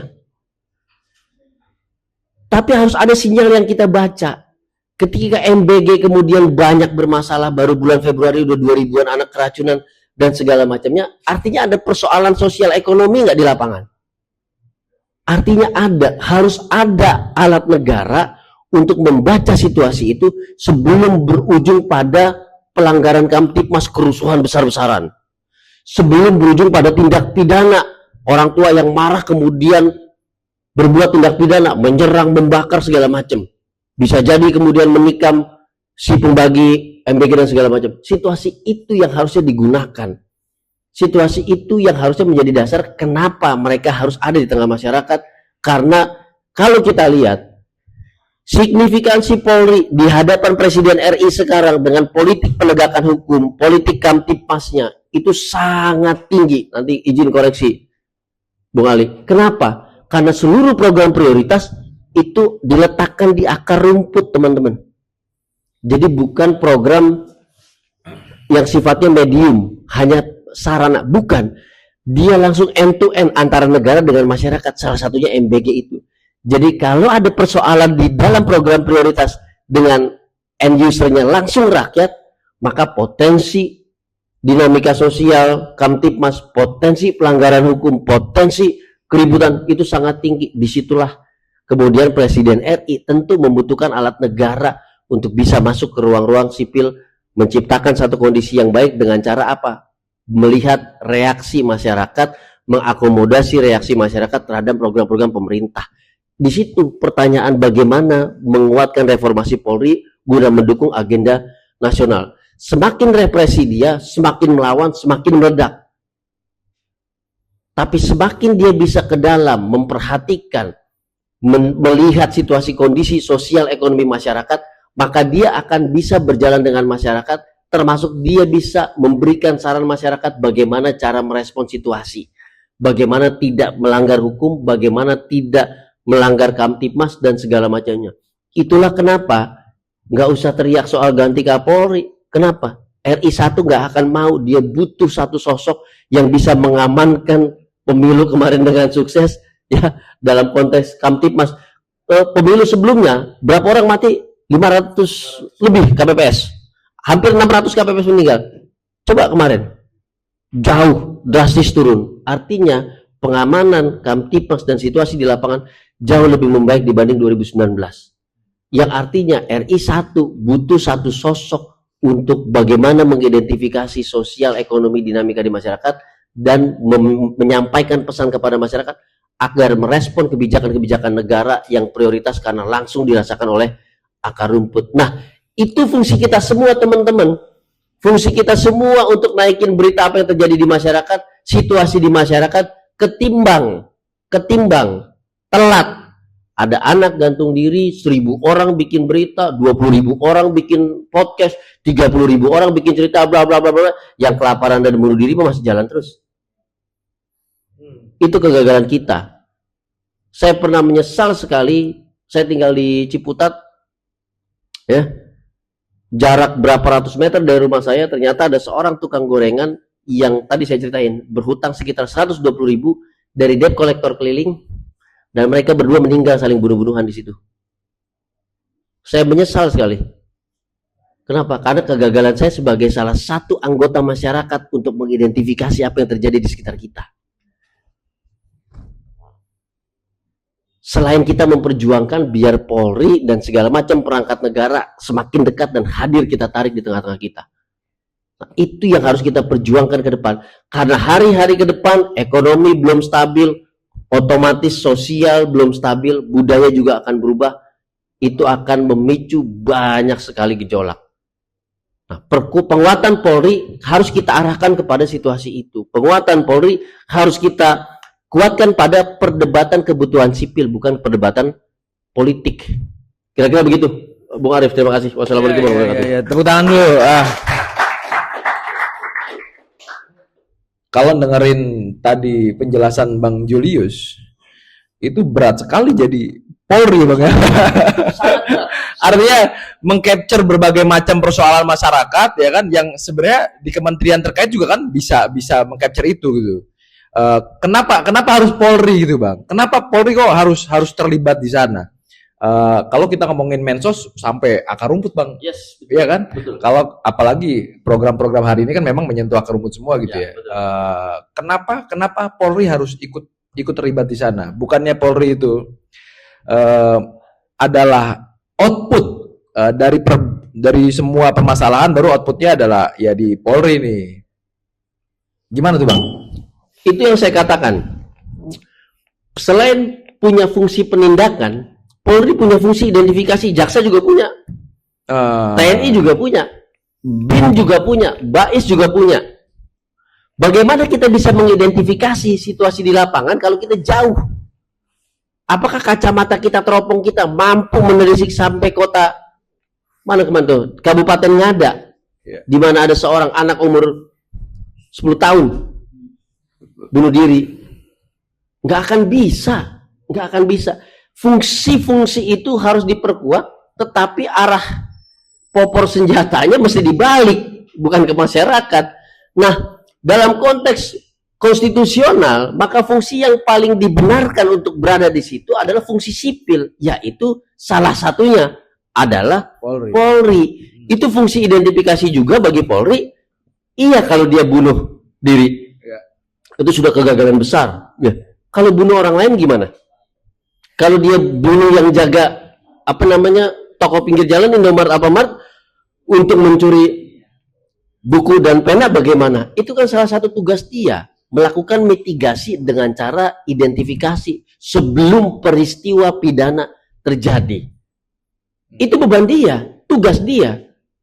Gitu. Jadi bukan wah, kalau gitu Polri ada di seluruh aspek kehidupan, multifungsi dong. Lah, makanya saya bilang, kalau kita tidak mau Polri ada di seluruh fungsi itu, kita cabut pasal 30 ayat 4 Undang-Undang Dasar, bukan undang-undang.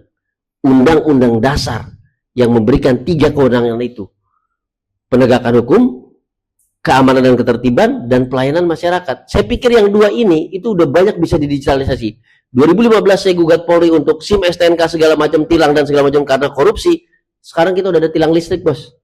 Ya kan? Ketahuan tuh lu pada bawa mobil yang selingkuh, sebelahnya bukan bini lu. Rasain lo. Kena foto, begitu dikirim ke rumah kena foto, ribut, cerai. Kan itu kan? Rasain. Tapi itu kemudian bisa dilakukan dengan digitalisasi. Tapi pertanyaan saya, untuk dinamika di lapangan, bisa kita taruh kamera gitu ke tengah-tengah masyarakat, lempar kameranya? Nggak akan bisa. Pendekatan sipil, pendekatan kultur. Oleh karena itu perlu sekali, penting sekali mengubah kultur Polri itu. Karena ada fungsi dia di tengah sipil, dia approach untuk identifikasi, akankah ini kemudian termanifestasi? Apakah situasi laten ekonomi sosialnya akan termanifestasi? Apakah karakternya butuh waktu pendek atau lambat untuk melakukan manifestasi emosinya, reaksinya menjadi satu tindak kejahatan atau pelanggaran Kamtibmas, gitu. Iya, paten tepuk tangan dulu.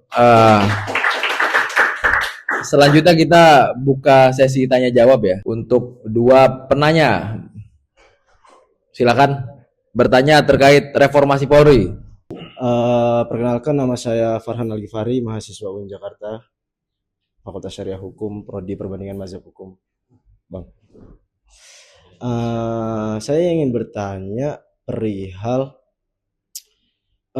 mengapa Polri harus direformasi.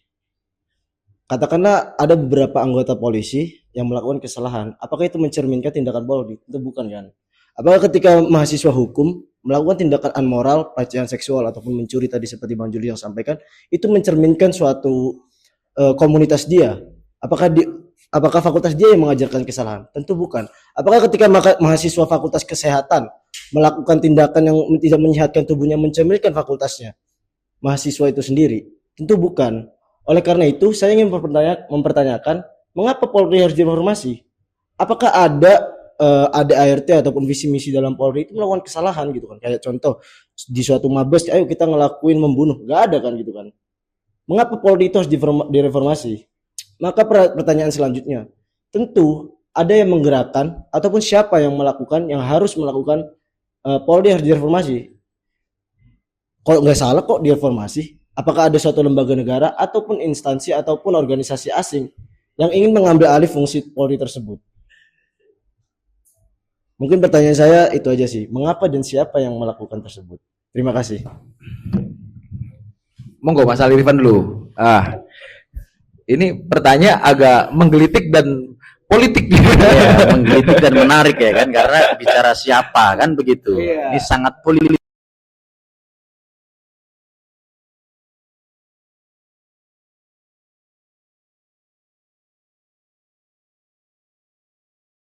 Masih itu kan asosiasinya kan ngeri-ngeri sedap ya kan, reformasi 98 kan gitu. Apalagi tetangga reformasi itu ada namanya revolusi kan begitu. Nah, itu lebih ngeri lagi. Nah, maka tadi saya sampaikan di awal sebenarnya memang kurang relevan perbincangan yang ada beberapa waktu yang lalu soal apakah Polri ditempatkan di bawah presiden atau di bawah kementerian. Kalau itu masuk agenda reformasi, itu bukan agenda reformasi menurut saya, lebih tepatnya reposisi, posisi kan begitu. Kalau reformasi itu menyangkut 3 hal: reformasi struktural, reformasi instrumental, dan reformasi struktural.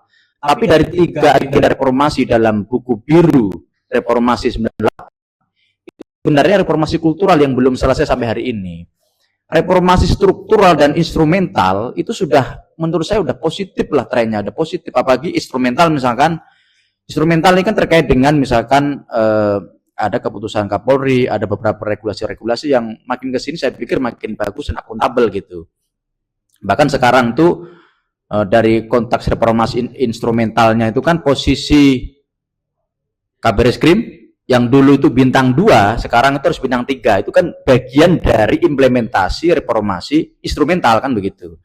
Termasuk penegasan bahwa posisi polisi itu bergerak di wilayah sipil dan mereka harus engage dan bonding dengan masyarakat, itu juga bagian dari instrumental. Tetapi memang PR-nya adalah soal kultural. Tadi terkait dengan perlu apa tidak direformasi. Kalau soal kultural menurut saya masih perlu. Kalau kulturalnya, karena memang problem-problem di lapangan masih banyak ya. Terkait misalnya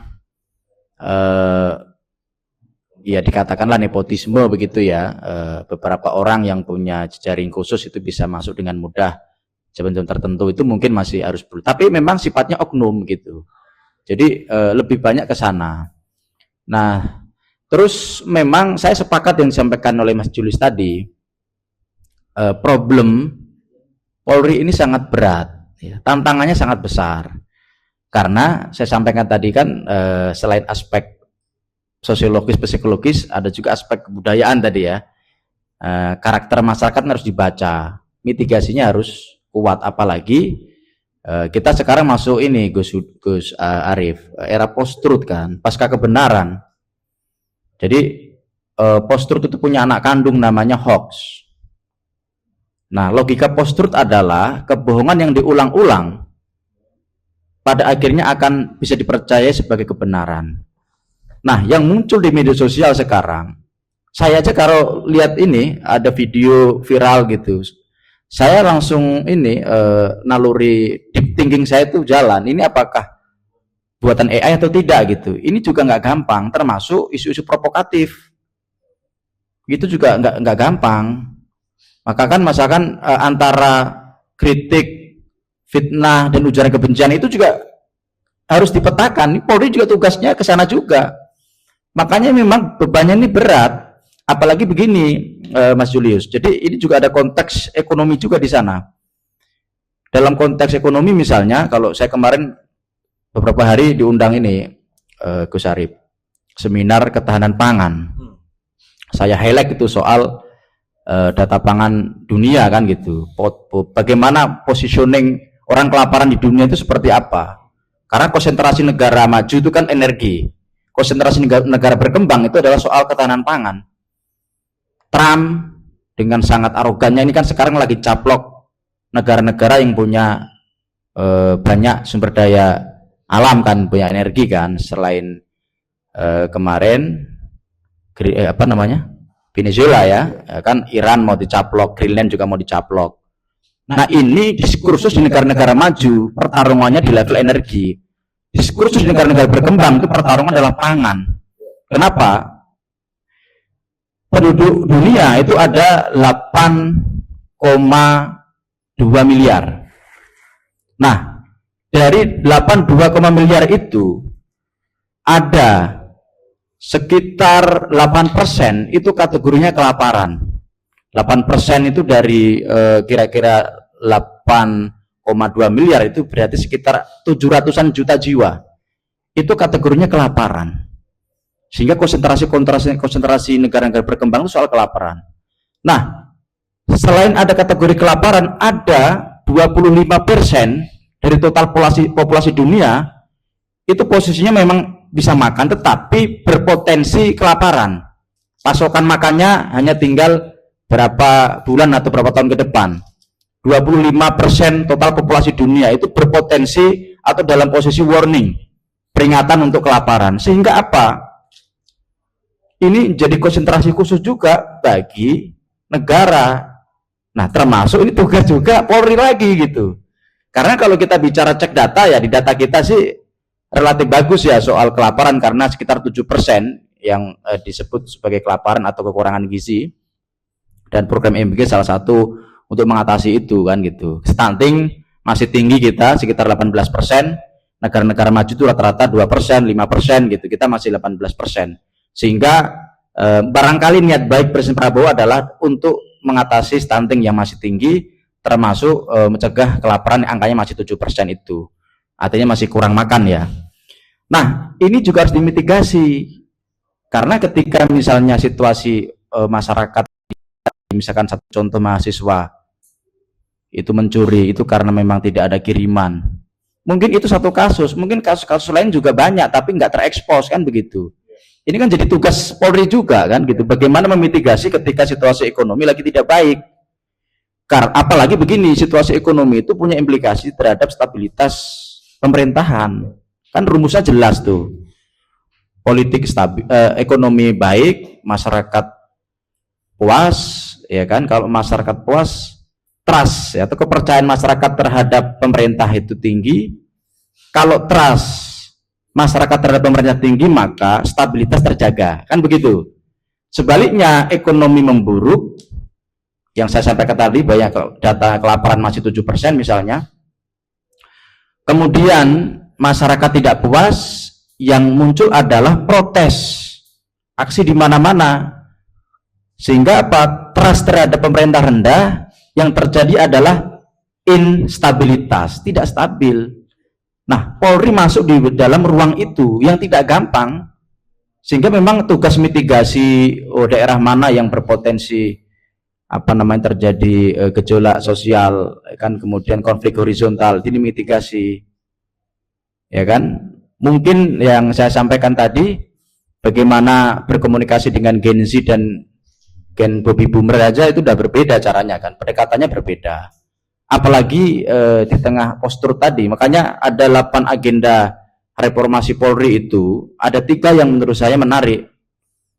Kan yang satu adalah tadi soal evaluasi kultural yang saya sampaikan tadi, yang kedua itu ada juga dari 8 agenda reformasi Polri itu, yang kedua adalah pengawasan ya.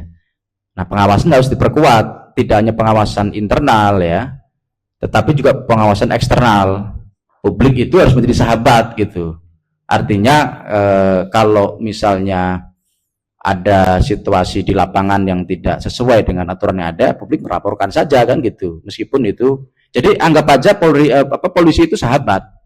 Makanya publik juga harus paham antara kritik, fitnah, dan ujaran kebencian gitu loh. Kalau kritik itu kan based on data. Kalau misalkan fitnah itu kebohongan kan gitu. Kalau misalnya ujaran kebencian itu sentimen. Nah, itu tujuannya juga berbeda. Kalau kritik itu membangun, kemudian kalau fitnah itu lebih kepada menuduh orang, satu orang, tapi kalau misalkan ujaran kebencian itu kelompok. Nah, justru ada satu lagi yang menurut saya dari 8 agenda reformasi Polri itu menarik, itu yang ke-8 yang terakhir, soal membaca teknologi. Bagaimana Polri itu harus beradaptasi dengan teknologi digital hari ini. Bagaimana misalkan membaca perilaku masyarakat Indonesia via media sosial. Bagaimana membaca algoritma. Ini tugas yang tidak gampang bagi Polri. Jadi kalau dulu pendekatan itu hanya hard power ya, sekarang itu tidak cukup ya hard power gitu. Sekarang butuhnya smart power. Smart power itu gabungan antara hard power dan soft power gitu. Ada sesekali Polri harus hard power, tapi lebih diutamakan adalah soft power dalam melakukan penegakan hukum kan begitu. Nah, ini juga justru yang harus menjadi titik tekan dari reformasi Polri. Bukan soal tadi reposisi antara di bawah presiden atau di bawah kementerian. Yang lebih relevan adalah hal yang substansial tadi, tantangannya sudah berbeda. Apalagi penetrasi media sosial, penetrasi internet di Indonesia ini kan sudah sangat luar biasa. Jadi sudah 80% masyarakat kita itu mengakses internet dan menggunakan media sosial. Dari 10 orang Indonesia itu 8-nya itu menggunakan media sosial. Jadi membaca perilaku interaksi masyarakat hari ini tidak bisa dipantau di lapangan, di jalan begini, tidak bisa.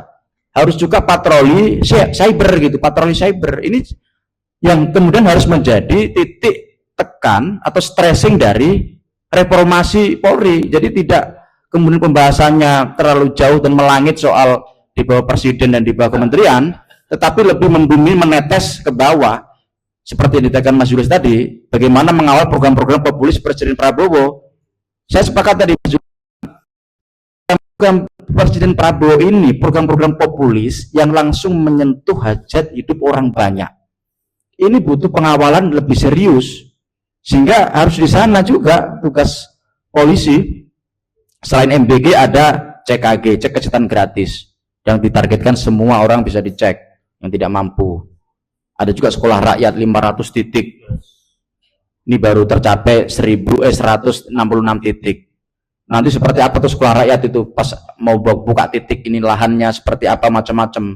Ada yang nggak terima lahannya dipakai sekolah rakyat, itu juga bisa jadi konflik. Belum lagi koperasi desa Merah Putih, ya kan? Itu ada di semua desa, 80.000 titik kan itu juga perlu pengawalan begitu kan, termasuk 3 juta rumah untuk rakyat tidak mampu, gitu juga butuh pengawalan. Sehingga apa, tugas Polri ini berat. Kemudian ketika ada isu reformasi dan Polri mau menerima reformasi juga suatu yang positif, itu menunjukkan egalitarianism Polri.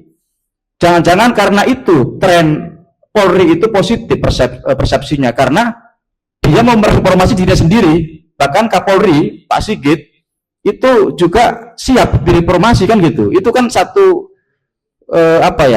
sikap yang kesatria dewasa gitu. Itu jangan-jangan karena Polri mau direformasi itu kepercayaan publik terhadap Polri trennya meningkat. Data yang saya sebutkan tadi angkanya tinggi gitu. Itu mungkin ya dari saya. Terima kasih. Oke, ini terakhir Bang Julius, satu pertanyaan sebelum kita tutup. Jadi acap kali Bang Julius, sistem komando ini plus minus Bang Julius. Taat dan patuh terhadap pimpinan, ya kan, terhadap abang-abang senior. Dalam konteks Polri, acap kali ini akhirnya menjadi batu sandungan, di mana taat dan patuh ini akhirnya menafikan taat dan patuhnya terhadap hukum dan aturan yang ada, Bang Julius. Bagaimana Bang Julius melihat ini? Sekaligus nanti closing statement, Bang Julius, izin. Baik, saya tadi boleh merespon Bung mahasiswa tadi ya? Boleh. Kata-kata reformasi itu dalam satu konteks politik kekuasaan dan sistem ketatanegaraan artinya mengubah paling kental, yaitu amandemen konstitusi, gitu ya. Jadi di negara maju konstitusinya dia punya mandat tiap 2 tahun di amandemen, ya, gitu dia. Jadi pertanyaan pertama, apakah kita butuh reformasi? Jelas, amat sangat butuh reformasi. Thailand bahkan kerajaan aja yang rajanya itu ditentukan oleh Tuhan, kita nggak tahu kapan ditentukannya gitu ya. Dia amandemennya bisa 1 tahun sekali. Yang dibicarakan oleh Bung Ali barusan, sekarang saya tanya, baca di Undang-Undang Polri, ada nggak tugas dan satuan tentang siber? Nggak ada. Ada nggak tentang pelindungan perempuan dan anak, direktorat yang baru dibentuk? Nggak ada. Ada nggak tentang human trafficking, TPPO? Nggak ada. Kenapa? Undang-Undang Polri tahun 2002. 23 tahun lalu, Bos. Gitu. Jadi reformasi itu tentu sangat dibutuhkan, tetapi reformasi yang konstitusional. Itu rilis saya pertama ketika tiba-tiba ada statement membentuk komisi percepatan reformasi Polri. Ini gimmick, ngomongnya doang. Saya udah tebak nggak akan jadi apa-apa, cuma ngumpulin masalah doang, terus syuting-syutingan gitu, biar masuk berita terus. Dipakailah buat yang ini, dipakailah buat safari kemana-mana, udah kayak anggota DPR nyari suara. Makanya nggak mengubah apa-apa kan itu ya. Karena reformasi yang dia jalankan bukan reformasi sebenarnya, tapi gimmick. Dia nggak menyentuh konstitusional, dia nggak menyentuh pasal 28 ayat 3 Undang-Undang Polri, dia nggak menyentuh pasal 19 ayat 3 Undang-Undang ASN, dia nggak menyentuh pasal 30 Undang-Undang Dasar sebagai akarnya. Gitu. Jadi apakah kita butuh reformasi? Jawabannya pasti butuh, dinamikanya terus dan kita butuh mereka menyesuaikan diri. Gitu. Tapi yang substantif dan konstitusional. Dengan kondisi sekarang ganti Kapolri. Emang tiba-tiba berubah situasinya kalau pendidikan di Polri-nya tidak mengubah kultur kekerasan jadi humanis, tidak mengubah kultur militer jadi humanis, nggak akan berubah, Bos. Jadi mau ganti kepala, istilahnya ikan busuk dari kepalanya. Ya udah copot aja ikannya. Lu pikir badannya kagak bisa dimakan? Anak zaman sekarang makan ikan mana ada yang mau makan kepalanya, makanya di makan padang tuh kepala kakap sisa terus ya kan. Jadi bukan seperti itu cara bacanya. Cara bacanya sistemik dan strukturalisme itu yang kita pakai. Apakah anggota-anggota Polri banyak yang macam-macam? Banyak. Tapi apakah keputusan-keputusan politik itu mengubah sistem? Tidak. Tadi saya jelasin. Kita butuh reformasi di bidang pelayanan lalu lintas. Agar tilangnya tidak by person lagi, semua bisa nego, jadilah itu tilang elektronik sistemik. Itu reformasi enggak? Reformasi total itu, Bos. Semua didigitalisasi. Ngurus SIM segala macam. Sekarang mana bisa nitip sama Om? Kagak bisa. Kita bisa bayar pajak SIM, sekarang ngisi form aplikasi, kelar dikirim ke alamat kita atau kantor pos terdekat. Bayar tilang juga semua begitu. Itu reformasi. Butuh nggak? Butuh. Dan itu substantif dan konstitusional.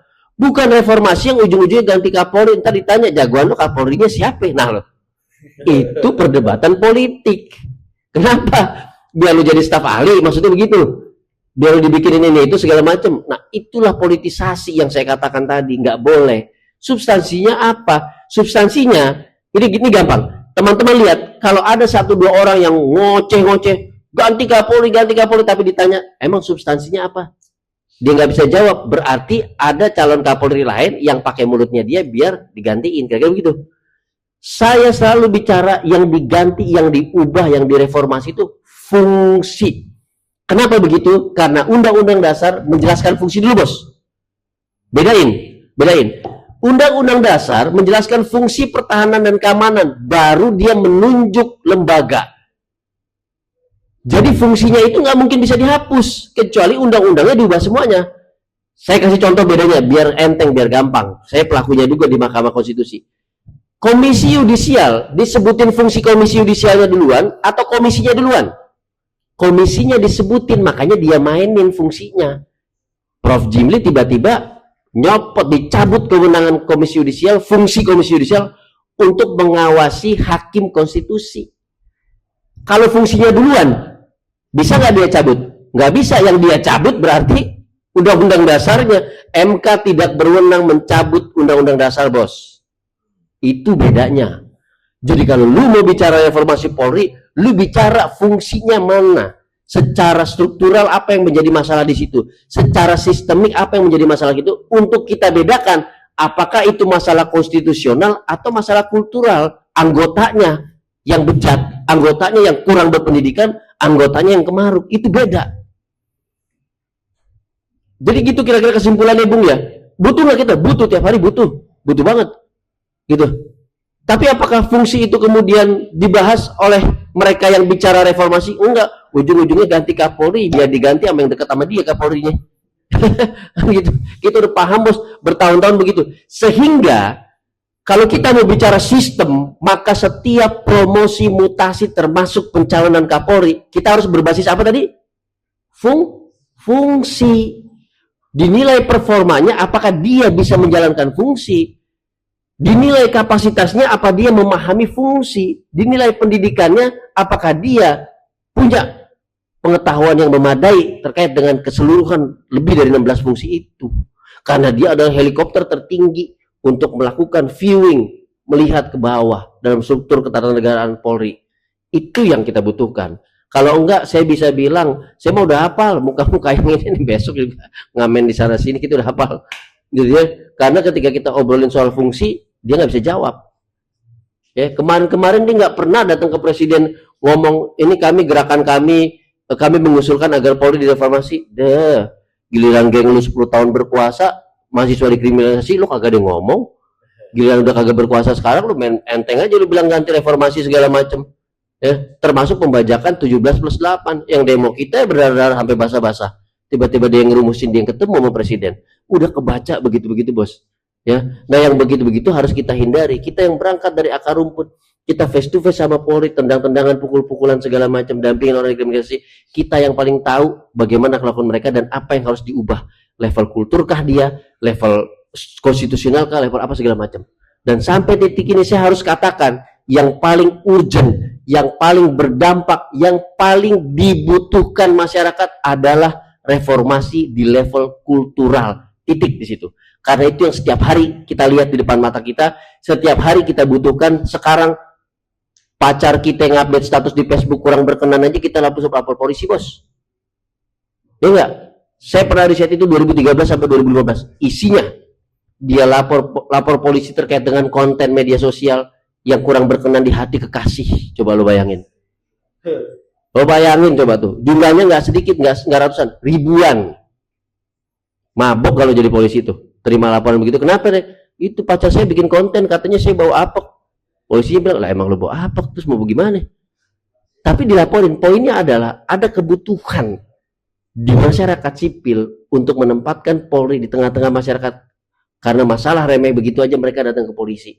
Manfaatkan itu untuk mengidentifikasi situasi masyarakat, untuk memberikan kepercayaan kepada negara, termasuk menyaring keluhan-keluhan masyarakat sebelum ada dinamika yang dijelaskan oleh Bung Ali tadi. Nah, lanjut ke Bung Arief. Kalau saya sebagai closing statement gini, ya. Ini eranya banyak banget deh. Eranya banyak orang cerita, oh heboh, yapping begitu-begitu ya. Tapi teman-teman tolong perhatikan apakah ada substansinya di situ, apakah ada rujukannya di situ, apakah kemudian kita bisa percaya dengan apa yang dia ceritakan, dan apakah berujung pada satu keputusan politik atau kebutuhan substantif. Dengan begitu kita bisa melihat bahwa orang-orang mana yang mau mereformasi Polri secara konstitusional dan substantif. Itu kata kuncinya berkali-kali. Itu pertama. Yang kedua adalah kita lihat kondisi politik hukum sekarang, apakah politik hukum yang kejam seperti zaman dulu atau justru berbalik, politik hukum yang harus merangkul masyarakat karena akar masalah hari ini penegakan hukum itu utamanya di tindak pidana umum kebanyakan karena kondisi situasi ekonomi dan sosial, pendidikan, dan yang lain. Kalau kita nggak merujuk itu, maka jangan percaya ada orang-orang yang teriak reformasi Polri, teriak ganti Kapolri dan segala macam. Ya, sehingga menghilangkan substansi yang paling penting dalam kerangka saya 3 tahun ngajar di Sespimti Lembang. Ya. Yang dibutuhkan dalam konteks reformasi Polri di level kultural salah satunya adalah pendidikan. Bagaimana waktu itu kita mendorong sistem kompartemen pendidikan. Jadi dia polisi ahli di bidang spesialisasi lalu lintas, di bidang reserse penegakan hukum, tindak pidana korupsi, TPPU dan segala macam. Di bidang supaya dia nggak pecah kepalanya, 16 lebih fungsi ditanggung di satu kepala sendiri, mabok. Gitu. Lalu yang paling penting pendidikan manajerial. Hal itu perlu diperkuat dengan mekanisme promosi dan mutasi yang berbasis penilaian kinerja dan mencabut mekanisme rekomendasi-rekomendasi atasan atau komandan. Di situ letak merit system, gitu. Saya pikir tidak akan ada yang mampu menjadi mayor Teddy, bos, ya kan? Sekretaris kabinet, ya kan? S3 juga di ITB, seskoat juga segala macam. Saya nggak tahu dia lagi pesantren kilat atau apa enggak gitu segala macam, ya kan? Kita nggak tahu bagaimana satu badan itu bisa melakukan pendidikan, bisa berlapis-lapis begitu. Saya nggak yakin. Saya lulusan Universitas Indonesia aja udah mabok begitu. Apalagi ya nggak tahu ya. Nah, itu yang tidak merit system. Sistem kompartemen ini pendidikan specialty itu harus berbasis merit system. Mencabut mekanisme rekomendasi-rekomendasi atasan, rekomendasi-rekomendasi komandan segala macam, itu juga merit system. Gus Arief, saya banyak kenal kombes-kombes yang pecah bintang, yang nggak ada pegangan siapa seniornya segala macam. Saya banyak juga teman-teman yang nunggu nih harus berapa lama karena kurang ini, tapi dapat juga dia segala macam. Ada mekanisme itu, artinya nggak tertutup sama sekali. Tinggal diperkuat mekanisme penilaiannya apa sih, mekanisme wanjaktiknya bagaimana sih, siapa sih yang dilibatkan di situ, bagaimana penilaiannya, termasuk fungsi Propam dan Kompolnas. Ingat ya, Kompolnas bukan pengawas ya. Di dalam TAP MPR dan undang-undang Kompolnas itu bukan pengawas. Meskipun tiba-tiba perpresnya bilang Kompolnas pengawas. Kompolnas adalah penilai internal, etik, profesionalisme, dan juga kinerja anggota Polri untuk merumuskan kebijakan strategis Kapolri yang diserahkan kepada Presiden. Maka keseluruhannya ini bisa jadi mekanisme partisipasi publik dalam melakukan penilaian terhadap promosi dan mutasi, utamanya mereka-mereka yang bakal jadi pemimpin yang langsung berhadapan dengan masyarakat, Kapolsek, Kapolres, Kapolda, dan seterusnya. Saya pikir kalau di bidang atas tadi, jenderal-jenderal bintang 3 karena ini level strategik, tidak banyak kepada masyarakat, dan artinya mereka sudah lulus lah pendidikan-pendidikan teknis di masyarakat. Yang perlu diperkuat di situ, pendidikan. Saya kemarin sempat riset, cuman belum selesai sampai detik ini. Belum launching bareng teman-teman koalisi. Di situ ada Kontras, LBI, Imparsial dan segala macam tentang Kamtipmas. Dia akan launching. Kami memperhatikan ratusan demonstrasi dengan berbagai macam isu, Gus Ali, selama 10 tahun terakhir, dan bagaimana Polri merespon. Ada yang kekerasan, ada yang persuasif, ada yang humanis, ada yang negosiatif, segala macam. Tahu nggak fakta yang mau saya sampaikan apa? Dari segala bentuk respon Polri, yang persuasif, yang humanis, yang negosiatif, ternyata pimpinan polisinya itu sekolahnya pada di luar negeri, trainingnya pada berkali-kali, jadi kepalanya tuh penuh dengan pengetahuan-pengetahuan negara modern dan maju. Ya, bahkan kita sempat usulin juga tuh polisi untuk ketertiban pakai kuda kayak di Inggris, karena kuda tidak pernah subjektif. Kuda bisa mendeteksi mana saja yang harmful, manusia-manusia yang harmful dan akan menyerang, mana yang enggak. Jadi kalau ente mau protes, ada demo segala macam, belum apa-apa udah dipukulin, kasih aja ke kuda. Kuda bisa menilai. Naluri kuda itu naluri alamiah untuk menilai seseorang akan menyerang dia atau tidak, akan berbuat kekerasan atau tidak. Kita bahkan sampai mengusulkan itu. Nah, yang mau saya katakan adalah semakin tinggi kemampuan kapasitas dan pendidikan dari anggota Polri, maka akan semakin modern Polri kita, akan semakin bagus pendekatan humanismenya, persuasinya, dan negosiasinya. Kira-kira itu sebagai penutup. Terima kasih. Wassalamualaikum warahmatullahi wabarakatuh. Mas Ali, barangkali ada closing statement atau cukup, monggo. Oke. Sekali lagi tepuk tangan untuk 3 narasumber dengan Mas Ngasim Manjanegoro. Saya tidak bisa menyimpulkan, biar teman-teman menyimpulkan sendiri bahasan kita terkait reformasi Polri, bahwa benar. Saya podcast terakhir dengan Ketua Transisi Reformasi Polri itu Prof. siapa? Prof. Bukan, yang dari Polri itu Bang, siapa namanya itu? Arianto Sutadi. Udah pensiun tapi. Oh, udah pensiun. Prof. Krisnanda. Prof. Krisnanda, iya, beliau mengatakan bahwa ya kita di Polri memang harus setiap hari direformasi. Iya, sama. Harus setiap hari direformasi dan nggak ogah-ogahan gitu, dan nggak ogah-ogahan. Saya face to face sama Krisnanda waktu dia Dir Lantas Polda Metro ketika kita mengusulkan perubahan sistem kebijakan lalu lintas tadi yang tilang elektronik. Beliau telah bikin, saya dijawab dengan menulis dia menulis kalau nggak salah 2 buku dikasih ke saya. Kami akan bangun sistem digitalisasi lalu lintas, utamanya tentang tilang dan segala macamnya. Jadi nggak jadi tuh. Iya. Artinya benar tadi bahwa polisi yang punya knowledge akan berbeda gitu Bang ya. Oke, teman-teman semua, terima kasih sudah ikut diskusi bersama kita. Nanti bakal akan ada diskusi lanjutan isu politik, hukum, keamanan, pendidikan, semuanya di Deep Talk Indonesia. Untuk pemirsa Deep Talk Indonesia, jangan lupa like, comment, dan share, dan nantikan video selanjutnya. Wallahul muwaffiq ila aqwamit thoriq. Wassalamualaikum warahmatullahi wabarakatuh.